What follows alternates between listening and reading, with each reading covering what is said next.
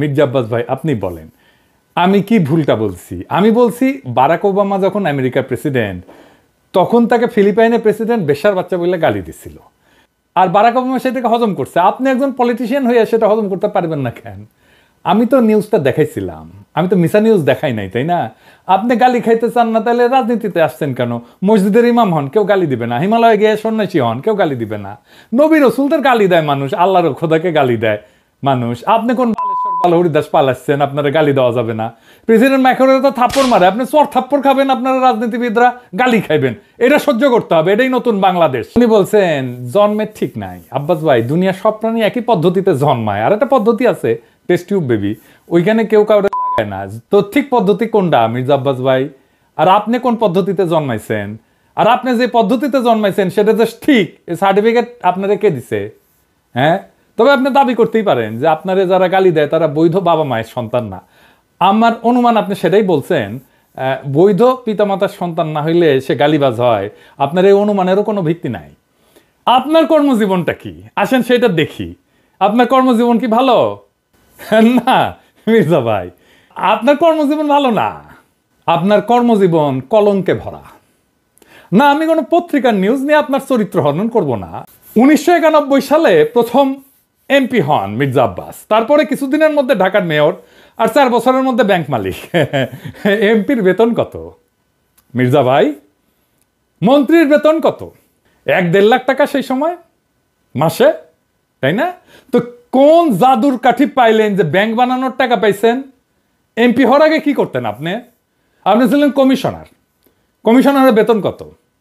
আপনার বৈধ ব্যবসা কি ছিল? বৈধ ব্যবসা ছিল ওই অঞ্চলে শাহজাহানপুরের গরুরহাটের ইজারা নিতেন আপনি। সেই 75 পরবর্তী সময় কমলাপুর রেলওয়ে যত ঠিকাদারি, সড়ক পরিবহন সহ আরো বহু জায়গা থেকে চাঁদা উঠাইতেন। চান্দা তোলাটা আপনার পুরানো অভ্যাস। ইউটিউবে টাকা পাওয়া যায়, কথা সত্য। বই লিখাও টাকা পাওয়া যায়, শিক্ষকতা কইরা, অভিনয় কইরা, কবিতা লিখা, গান গাইয়া টাকা পাওয়া যায়। প্লেন চালালেও টাকা পাওয়া যায়, রিক্সা চালালেও টাকা পাওয়া যায়। আপনার ড্রাইভারও যে ড্রাইভিং করে সেটা তো টাকা পাওয়া যায়। তো আপনি এর কোনোটাই পারেন না। আপনি চান্দা তুলে টাকা তুলতে পারেন, ওটাই আপনার উপার্জন, ওইটাই আপনার ক্ষমতা। তো চান্দা তুলে টাকা দিয়ে ইউটিউব বন্ধ করার আবদার কেন করতেছেন? ব্যথা বেশি দিচ্ছি, ব্যথা কি জিনিস আপনি টের পান নাই? আপনার তো কোনো স্কিল সেট নাই, আপনি কোনো কিছু করে উপার্জন করতে পারবেন না, তাই আসছেন রাজনীতিতে। এটাই বাংলাদেশের রাজনীতির মধু। আপনি ব্যবসাও পারেন না, তাই পারলে এন্টারপ্রেনার হইতেন। তো সম্পদ তৈরির জন্য চান্দাবাজি করেছেন, করেন, এখনো করেন, বোঝা গেল। কিন্তু কোন জাদু বলে ব্যাংক বানাইছেন সেটা আমরা খুঁজে দেখব, গলায় পাড়া দিয়ে এটা বের করব। আমরা আরো আগে যাই, 1971-এ আপনি তখন মোটামুটি দামরা, কলেজে পড়েন। আপনি নিজে দাবি করেছেন আপনি মুক্তিযোদ্ধা। 1971-এ মুক্তিযুদ্ধের যাওয়ার সাহস হয় নাই, আজ আসছেন 71 বাঁচাইতে, দ্বিতীয় স্বাধীনতাকে অস্বীকার করতে। বাহ বাহ, চমৎকার চমৎকার। আর এক জাফর ইকবাল রাজনীতিতে আবার বলছেন আমরা নাকি হাসিনারে যারা সমর্থন করছে সে ব্যবসায়ীদের বিরুদ্ধে কিছু বলি না। তো মির্জা আব্বাস কি শুক্রে 8 দিন হইলে আমার ভিডিও দেখেন? কার পিছে লাগিয়েছি? ইন্ডিয়ান লেসপেন্সারি যারা করে তাদের পিছে লাগিয়েছি। প্রফেসর ইউনূসের পিছনে নাকি আমরা লাগবো? অবশ্যই লাগবো, যদি প্রফেসর ইউনূস ইন্ডিয়ান লেসপেন্সারি করে। ইন্ডিয়ান লেসপেন্সারি বাদ দেন, তারপরে আইসেন আলাপ করতে। আমাদের কাছে খবর আছে, বুঝছেন? সব খবর আছে। কি করিছেন হাসিনার আমলে, কেমনে কারে ম্যানেজ করিছেন, সব খবর আছে। আপনাদের দলের লোকেরা বলে সোশ্যাল মিডিয়া কিছু না, মাঠের রাজনীতি, ভোটের রাজনীতি আসল। হ্যাঁ, আসেন সোশ্যাল মিডিয়া নিয়ে কি করে বিএনপি দেখি। আমি 1 টাকা যদি খরচা করি ওটাও দেখাইতে পারবো আমি কিভাবে এই 1 টাকা উপার্জন করছি। আপনি জিন্দেগিতে দেখাইতে পারবেন না কিভাবে আপনি ব্যাংক বানানোর টাকা পাইছেন, জিন্দেগিতে পারবেন না। চ্যালেঞ্জ দিলাম আপনাকে। আপনার বৈধ উপার্জন কি? আপনি কাউরে না কাউকে বঞ্চনা করে, সুবিধা দেওয়া, ভয় দেখায় যে টাকা উপার্জন করছেন, সেই উপার্জনের টাকা দিয়ে ক্যাডার পালেন, সে ক্যাডার ভোটে জিতায়। আর অনুপার্জিত টাকায় ভোট কিনা এমপি হয়ে যান আপনি। আপনার দলের লোকেরা ভোটের কথা বলে, ভোটের কথা গপ্প শুনেন না আমাদেরকে। নমিনেশন কিনতে হয় পার্টি থেকে চান্দা দিয়া, তারপরে টাকা ছিটায় ভোট কিনতে হয়, কেন্দ্র দখল করতে হয়, জাল ভোট দিতে হয়। এই দিয়েই চলছে এতদিন। ভোটের শক্তির রোয়াব দেখায়েন না, ওই রোয়াব আমরা ফুটে করে দিতে পারি। জুলাই বিপ্লবের আকাঙ্ক্ষা ছিল এই বন্দোবস্তের পরিবর্তন, সত্যিকারের মেধাবীদের দিয়ে রাষ্ট্র চালানো। আপনার কোনো স্কিল নাই মন্ত্রী হওয়ার, আপনি রাষ্ট্র জিনিসটাই বুঝেন নাই, আপনি রাজনীতিও বুঝেন নাই। ক্ষমতা আপনার কাছে টাকা উপার্জনের মৌকা, আর কিচ্ছু না। আমরা দেশ থেকে ফ্যাসিবাদের সমস্ত কলঙ্ক চিহ্ন মুছবো। আমরা বাংলাদেশে ভারতের তালুকদারি বন্ধ করব চিরতরে। আমরা বাংলাদেশে একটা সাম্যের ইনসাফের রাষ্ট্র করব। আপনারা মির্জা ফখরুল সেই স্বপ্নের সামনে বাধা হয়ে দাঁড়ায় আছেন।